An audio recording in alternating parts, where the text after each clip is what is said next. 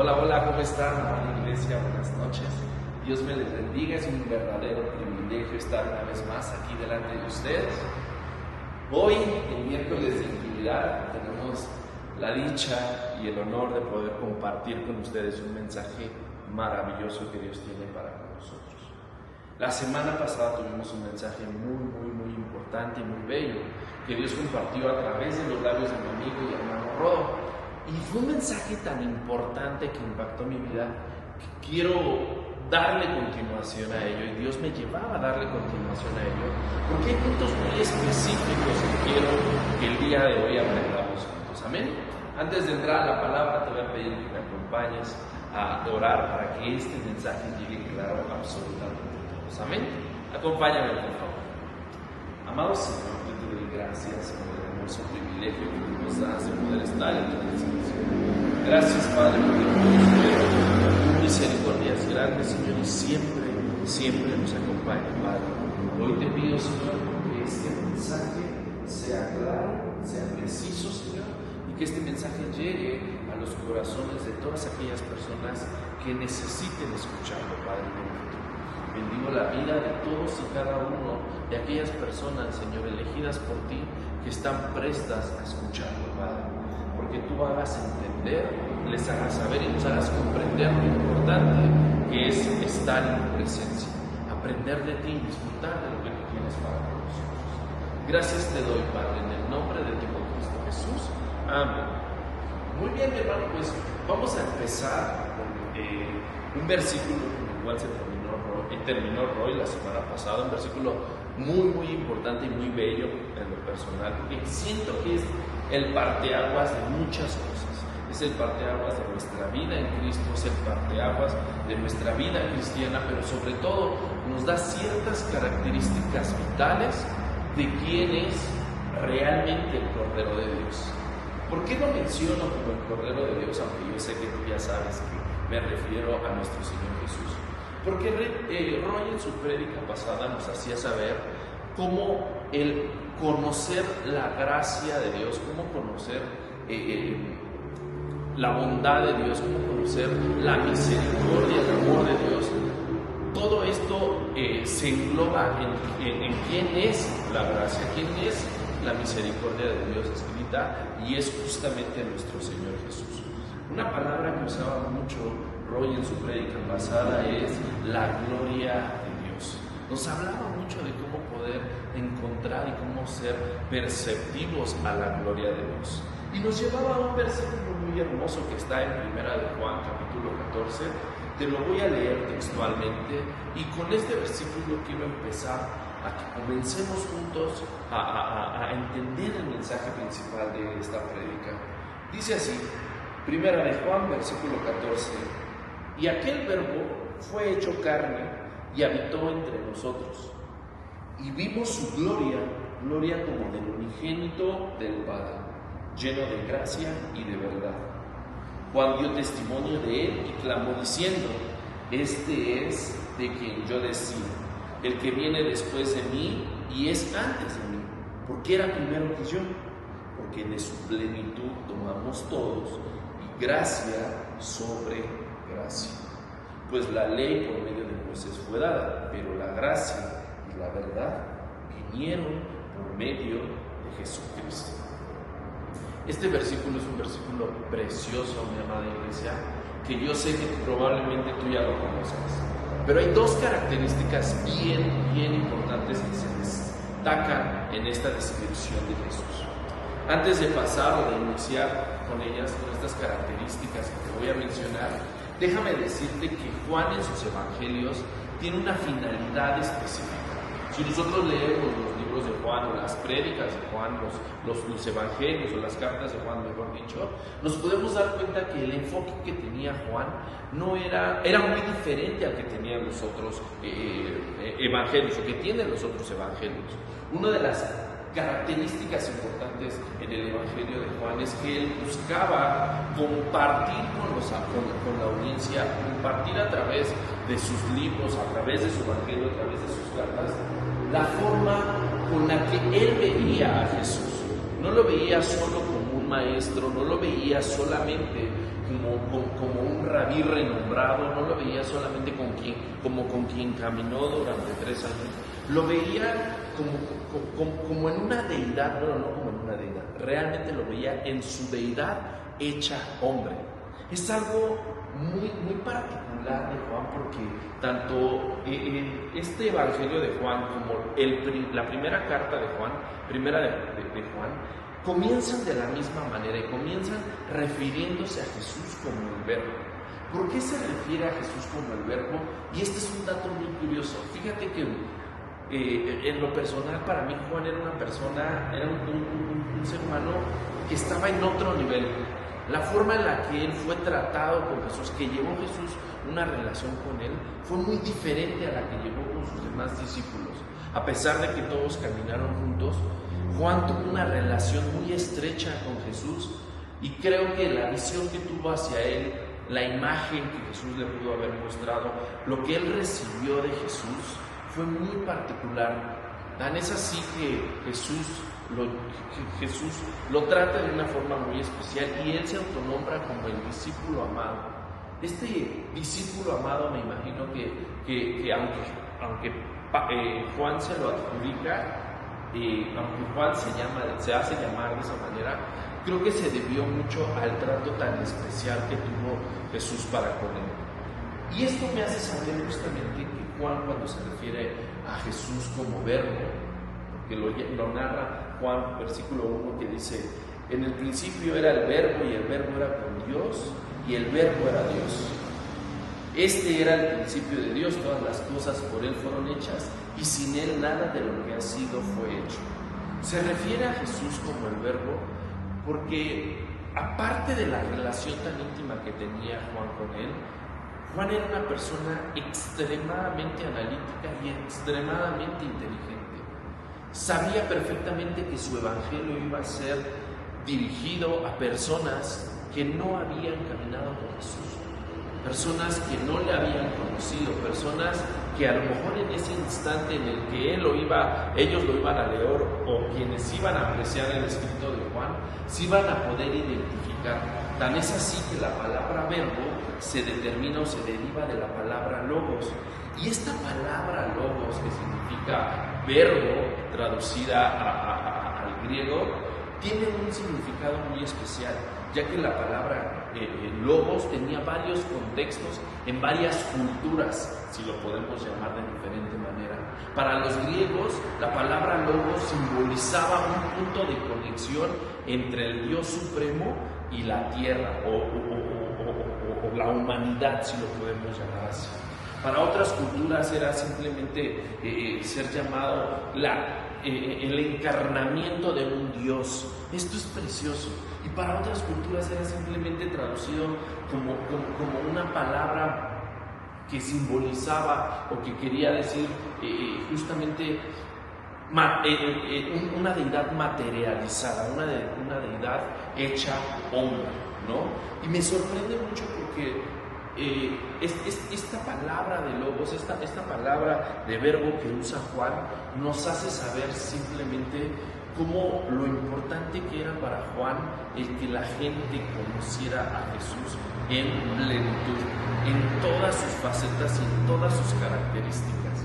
Habíamos escuchado anteriormente a lo mejor evangelios, habíamos escuchado a lo mejor relatos de un Jesús, de cómo se comportaba con las personas, de cómo nació, cómo se desenvolvió, cómo creció, pero no habíamos entendido hasta leer Juan la importancia que tiene el que veamos a Dios como un ser encarnado. Dice la palabra que el verbo, como lo acabamos de leer, el verbo se hizo carne.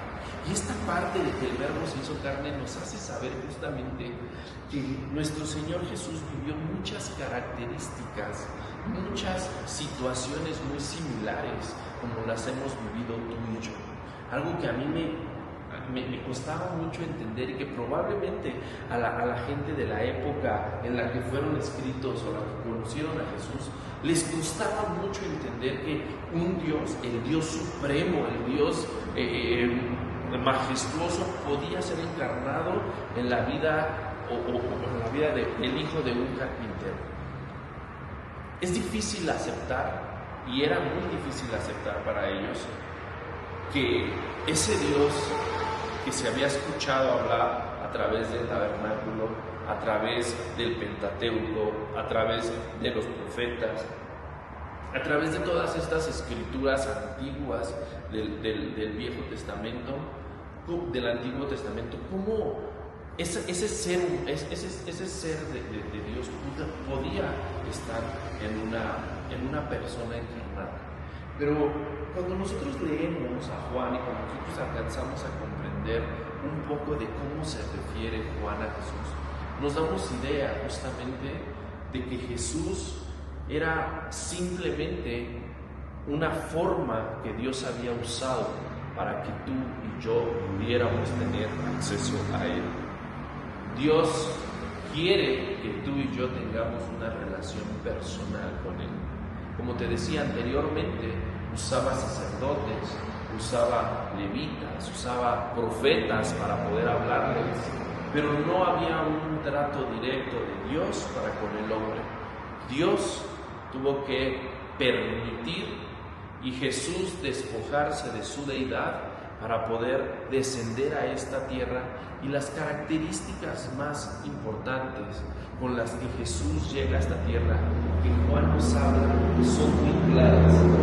Dice: pero la gracia y la verdad vinieron por medio de Jesucristo.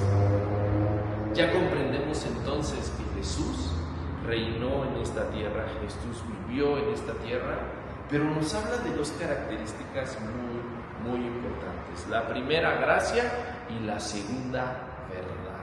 ¿A qué se refiere con gracia y verdad? Gracia justamente es un regalo inmerecido que Dios nos otorga por el simple hecho de amarles. Si nosotros regresamos a unos versículos anteriores, en el versículo número 12 dice: mas a todos los que le recibieron, a los que creen en su nombre, les dio potestad de ser hechos hijos de Dios. Esta parte nos hace entender que justamente la gracia que Dios nos otorga a través del regalo del sacrificio de Jesús es para que nosotros le conozcamos. Gracia es ese regalo que Dios te da sin que tú lo merezcas, para que puedas tener acceso a Él, para que puedas tener una vida eterna con Él.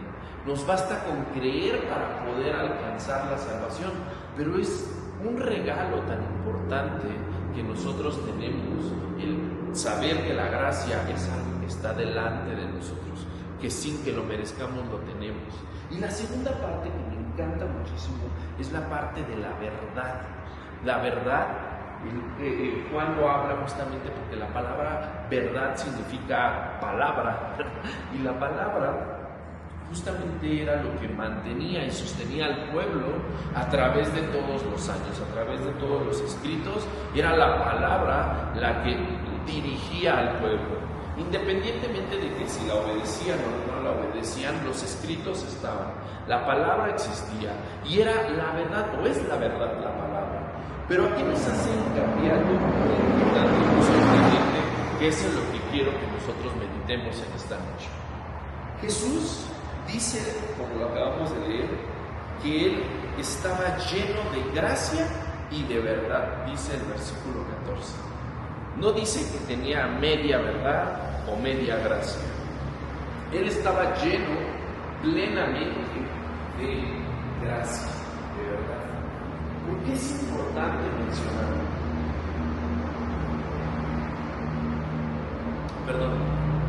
A lo largo de nuestra vida hemos crecido con verdades y con gracia. Estas verdades y estas gracias las hemos podido recibir tangiblemente de parte de nuestros padres, independientemente de que si tú seas de cuna cristiana, si hayas nacido en cuna cristiana o no, si tengas poco o mucho en el Evangelio, hemos aprendido y hemos vivido hasta el día de hoy llenos de gracia y de verdad. ¿A qué me refiero con esto? Gracia es un regalo inmerecido, algo que se te otorga sin que tú lo pidas o sin que tú lo decidas. Y verdad es justamente las cosas que impactan en tu vida, que son reales, que no hay son infalibles, que no existe una mentira, que no existe un grado de que no sea recto, ¿no? A lo largo de nuestra vida nosotros nos hemos dedicado plenamente a hacerlo, a escucharlo, a vivirlo, a relacionarnos con él. Pero gracia y verdad, en un contexto más profundo con Dios, podemos entender que nosotros vivimos a través de la gracia porque nosotros aprendemos justamente a valorar las cosas que nosotros recibimos. Algo que hemos aprendido a lo largo de nuestras vidas cristianas es que muchas veces nosotros no sabemos cómo manejarnos, no sabemos cómo dirigirnos, no sabemos cómo hacer las cosas, pero es hasta el momento en el que Dios ha estado con nosotros, cuando nosotros decidimos hacerlo, cuando nosotros estamos convencidos para hacerlo. Es por eso que yo te digo en tu video el día de hoy, que tú por favor medites un poco sobre cómo ha sido tu vida con Dios, cómo ha sido tu relación con el Espíritu Santo, cómo ha sido tu relación con nuestro Señor Jesús y qué es lo que ha permitido que tú hasta el día de hoy estés en ti. Hoy es una gran oportunidad que nosotros le podemos dar a Dios para que Él se pueda hacer presente en nuestras vidas, para que Él pueda manifestarse una vez más en nosotros y nos pueda hacer entender justamente cuál es el propósito que nosotros tenemos. Dice el 17, pues la ley por medio de Moisés fue dada, pero la gracia y la verdad vinieron por medio de Jesucristo. La ley era una imposición que tenía el pueblo de Israel. La ley era ciertas normas, ciertas características, ciertas reglas que al final del día el pueblo de Israel tenía que atender, tenía que recibir. Y fíjate que un dato muy curioso es que cuando Jesús llega a este mundo, comienza a hacer un parteaguas entre lo que era correcto y lo que era incorrecto. De hecho, a Jesús lo comienzan a señalar porque Jesús al parecer iba en contra de todas las leyes, al parecer iba en contra de todo lo que la ley mosaica había instituido. Sin embargo, Jesús, el enfoque que tenía era mostrarse con verdad y con misericordia, que la gracia que Él tenía iba a ser compartida con los demás. Hay un sinfín de relatos que la Biblia nos narra de cómo Jesús iba más allá de lo que la ley decía. La ley decía ojo por ojo, diente por diente, y Jesús nos enseñaba justamente cómo si te pegaban en una mejilla colocar la otra. Entonces para los de aquella época, para todas las personas de aquella época, eso era algo que no podía suceder, que no estaban de acuerdo con lo que nuestro Señor Jesús estaba haciendo. Pero nuestro Señor nos enseña en cada texto, en cada palabra, en cada momento, que más allá del juicio y la condena que la verdad puede traer, estaba la misericordia y el amor. Si nosotros buscamos la traducción en otras versiones del versículo número 14, el sinónimo que ocupan para gracia es amor incondicional. Y esto es algo que me sorprende, iglesia, porque al final del día lo que hoy nos ha mantenido en pie no es qué tan bueno seas, qué tan bien hayas hecho las cosas, no es qué tan bien te hayas portado, sino la misericordia que Dios ha tenido para contigo. Ahora, la verdad juega un papel muy importante. ¿Por qué te lo digo? Porque muchas veces, como iglesia, como seguidores de Dios, como fanáticos, y permíteme ser un poco más claro con esto, como religiosos, muchas veces actuamos a través de la verdad. Caminamos con la verdad, pero la utilizamos muchas veces de una forma errónea. Jesús conocía la verdad.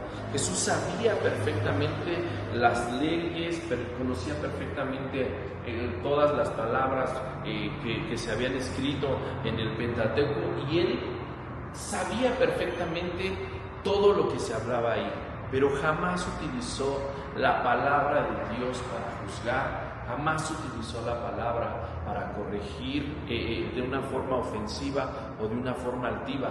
Por lo contrario, siempre mostró el amor, siempre mostró la misericordia, siempre mostró su gracia. Si nuestro Señor Jesús siempre tuvo estas cualidades para con nosotros, y siempre hemos leído a través de la Biblia cómo Jesús se comportaba y se relacionaba con las demás personas, la pregunta aquí sería: ¿por qué muchas veces nosotros actuamos y una forma totalmente opuesta a la que nuestro Señor Jesús nos enseñó. Porque muchas veces, en lugar de mostrar misericordia, mostramos juicio y condena. Hay un relato bíblico que me impacta muchísimo, que me va a ayudar mucho a ilustrarte lo que Dios quiere hablarnos en esta noche, y es el capítulo número 8 de Juan, y nos habla sobre una mujer adúltera. La mujer adúltera fue hallada, dice a partir del versículo 3, acompáñame a leerla por favor, te la iba a platicar, pero me gustaría tener el respaldo de la palabra. Dice a partir del versículo 6, del versículo número 3, entonces los escribas y los fariseos le trajeron una mujer sorprendida en adulterio, y poniéndola en medio le dijeron: Maestro, esta mujer ha sido sorprendida en el acto mismo de adulterio, y en la ley nos mandó Moisés apedrearla a tales mujeres. ¿Tú pues qué dices? Esta parte me sorprende porque, como te decía, muchas veces como hijos de Dios, como conocedores de la palabra, como cristianos, como congregantes de una iglesia, como religiosos, si lo podemos llamar de esta manera, utilizamos la palabra para juzgar, para cuestionar, para arraigar pensamientos erróneos en las personas, y nos sentimos muchas veces con el carácter de juzgar. Esta parte me sorprende porque estas personas que llevan a la mujer adúltera delante de Dios, estoy seguro, porque después el relato me lo confirma, habían tenido los mismos o mayores pecados que la mujer adúltera. La mujer adúltera solamente fue un instrumento que ellos utilizaron para probar a Jesús. La mujer adúltera, realmente a ellos lo que hubiera hecho o no hubieran hecho, ellos no les importaba en lo más mínimo. Muchas veces el enemigo buscará la manera de quebrantar tu fe, de poner en juicio lo que tú conoces o sabes de Dios. Muchas veces el enemigo utilizará incluso las cosas que puedes tú percibir como erróneas o no, para anteponerse a la voluntad de Dios y para poder hacer e intentar quebrar lo que Dios tiene para ti. Y Jesús me sorprende la forma en la que Él se comporta en este momento. Imagínate a las personas acercándose a Jesús, queriendo imponerle las cosas, queriendo ponerle en jaque mate, utilizando a la mujer solamente para poder cuestionar las reglas de Jesús, para poder querer hacerlo destabillar en sus pensamientos, en sus acciones. Querían que Jesús mostrara algo de lo que ellos posteriormente lo juzgaron, ¿no? Y me sorprende muchísimo cómo Jesús reacciona ante esta situación. Algo que hace nuestro Señor Jesús es no engancharse con los comentarios. Yo me imagino que nuestro Señor Jesús, más allá de ver en ellos a alguien que lo ofendía, que lo juzgaba o que lo cuestionaba en demasía, veía amor hacia ellos, veía misericordia hacia ellos, veía esa gracia, los veía con esa gracia inmerecida. Y dice la palabra a partir del versículo 6, mas esto decían tentándole para poder acusarle, pero Jesús, inclinando hacia el rostro, escribía en tierra con el dedo. Y como insistían en preguntarle, se enderezó y les dijo: el que de vosotros esté sin pecado, sea el primero en arrojar la piedra contra él. E inclinándose de nuevo hacia el suelo, siguió escribiendo en tierra. Hay mucha revelación en estos versículos que probablemente en otra ocasión podemos estudiar y analizar, pero quiero centrarme en algo, amada iglesia. La forma en la que Jesús trata a estas personas que trataban de que se hiciera un juicio hacia la mujer adúltera, la forma en la que Jesús toma la situación no es a través de la ley de Moisés, no era a través de la palabra de juicio y no era a través de una palabra de condena. era a través de la misericordia. Dice la palabra de Dios que con misericordia y verdad se corrige el pecado. No puedes corregir un pecado, no puedes corregir a alguien que ha hecho daño. Dios no puede corregir a alguien si existe solamente verdad, que es juicio, que es letra viva. No solamente puede existir eso sin que no exista gracia, sin que no exista un amor de Dios. Es un conjunto de ambas las características importantes que Jesús nos muestra para que nosotros aprendamos a relacionarnos con las demás personas, para que nosotros aprendamos a llevar una vida plena en Jesús, para que nosotros aprendamos a tratar a las personas de forma correcta. Muchas veces hemos sido atacados solo por verdad y no hemos recibido amor, no hemos recibido misericordia de aquellas personas que insisten en juzgar o en criticar. Pero también, mi amada iglesia, muchas veces hemos sido aquellos que con la verdad hemos solamente atacado, solamente hemos juzgado, solamente hemos criticado. Debe de existir ambas características, misericordia y verdad, gracia y verdad. Estas dos características nos hacen saber cómo debemos de comportarnos. Por eso nuestro Señor Jesús era tan fuera de serie, era tan salido de otro planeta, si lo podemos llamar así.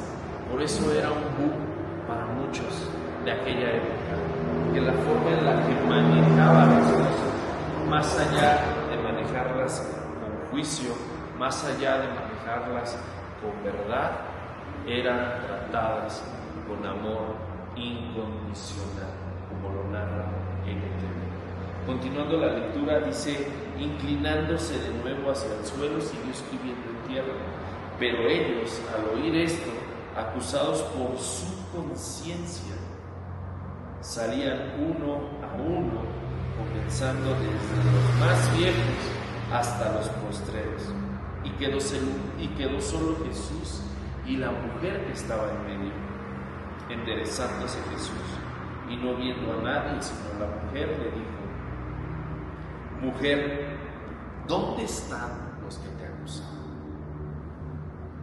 ¿Ninguno le condenó? ¿Ninguno te condenó? Ella dijo: ninguno, Señor. Entonces Jesús le dijo: ni yo te condeno. Vete y no peques más.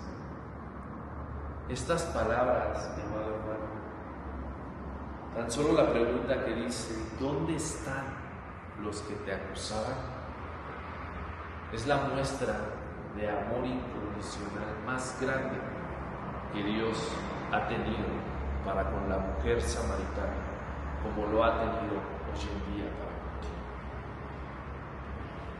Esta prédica, mi hermano, tiene el enfoque y el sentido de que tú comprendas la forma en la que Jesús te ha tratado hasta el día de hoy, la forma en la que Jesús, aún sabiendo que el pecado es causa de muerte, que el pecado te lleva justamente a perderte el privilegio que es estar delante del Padre, aún con eso, nuestro Señor Jesús, por encima del juicio, por encima de la misma palabra, Él te ve con amor incondicional. Hay algo muy importante, amada iglesia: no puede existir solamente verdad, porque nos convertimos en juzgadores, en críticos, en ofensores. Tampoco puede haber solo amor incondicional, porque no existiría una corrección, no existiría un sentido, no existiría realmente un modo de crecimiento espiritual.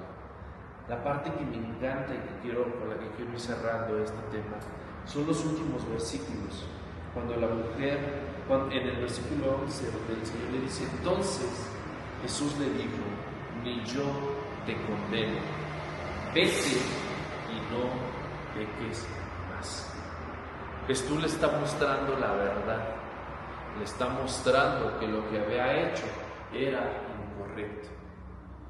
No está aplaudiendo lo que ella hizo, no está aceptando el pecado, pero la está aceptando a ella. Y le está dando una invitación, que es una invitación que Dios nos hace todos los días. Ve y no peques más. El decirte vete y no peques más, se antepone la gracia, el amor incondicional por encima del juicio, por encima de la verdad. Amada Iglesia, espero que esta palabra haya sido de edificación para todos nosotros y que juntos aprendamos a desarrollarnos de la forma correcta delante de Dios. El segundo mandamiento que Jesús nos deja es: amarás a tu prójimo como a ti mismo. Y parte de ese amor al prójimo que Jesús nos pide que tengamos es vernos siempre con misericordia y con verdad. Esposos, veamos con misericordia a nuestras esposas. Esposas, veamos misericordiosamente a nuestros esposos. Hijos, sometámonos y veamos con amor la corrección de nuestros padres. Y por favor, Iglesia, siempre estemos convencidos de que solo Jesús es quien te instruye, solo Jesús es quien te encamina y solo Jesús es quien te puede llevar a una vida eterna con el Padre. Busquemos día a día ser más como Él y menos como nosotros. Solo así entenderemos y podremos tratar a las personas que nos rodean con misericordia y con verdad. Vamos a orar para despedirnos de esta palabra. Amado Señor, te agradezco la forma en la que nos hablas, el mensaje que tú nos estás dando, pero sobre todo, Señor, el que tú nos hayas dado este hermoso regalo, Padre bendito, que sin merecerlo, Señor, tú nos has amado. Sin merecernos, tú nos permites estar delante de tu presencia, delante del trono de tu Padre, Señor, y que junto a ti solamente podemos llegar a alcanzar la vida eterna a través de ese hermoso sacrificio que tuviste en la cruz, Padre. Hoy te agradezco, Padre, porque tú llegas a más corazones, porque tú instruyes a más corazones, pero sobre todo, Señor, porque tú nos haces saber lo importante que es ver siempre con misericordia y con verdad. Perdónanos, Padre, porque muchas veces nos equivocamos, muchas veces anteponemos el juicio, anteponemos la palabra incluso para pelear, para discutir, y nos olvidamos del amor incondicional que tú nos das, Padre. Gracias, Padre, que sé que tú seguirás delante de nosotros, nos seguirás instruyendo.